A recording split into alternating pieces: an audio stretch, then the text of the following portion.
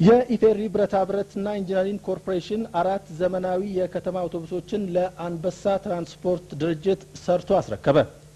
በአዲስ አበባ መስቀል አደባባይ በተደረገው ስነ ስርዓት የኢፌሪ ብረታ ብረት ኢንጂነሪንግ ዋና ዳይሬክቶሬት ዳይሬክተር ብርጋዴር ጀነራል ክንፈ ዳኘው የአራቱን አውቶቡሶች ቁልፍ ለአንበሳ ትራንስፖርት ስራ አስኪያጅ አስረክበዋል። በርክክቡ ስነ ስርዓት ላይ የትራንስፖርት ሚኒስቴር አቶ ድርባ ኩማ ተገኝተው ባደረጉት ንግግር ከጊዜ ወደ ጊዜ እየጨመረ የመጣውን የትራንስፖርት ፍላጎት ለማሟላት እስከ ነሐሴ ወር መጨረሻ ድረስ ኮርፖሬሽኑ 500 የሚሆኑ አውቶቡሶችን ሰርቶ ለአንበሳ ትራንስፖርት ድርጅት ለማስረከብ ተዋውሏል።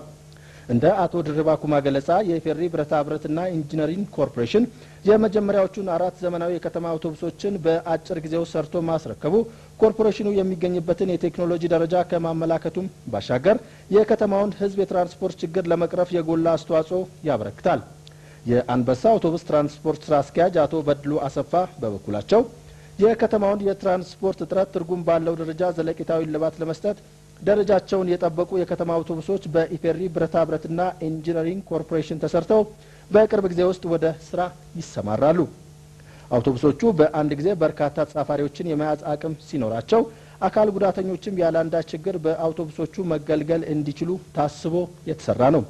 በርክክብ ስነ ስርዓቱ መጨረሻም የአውቶቡሶቹ ውስጣዊና ውጫዊ አካል በዝግጅቱ ታዳሚዎች ተጎብኝቷል።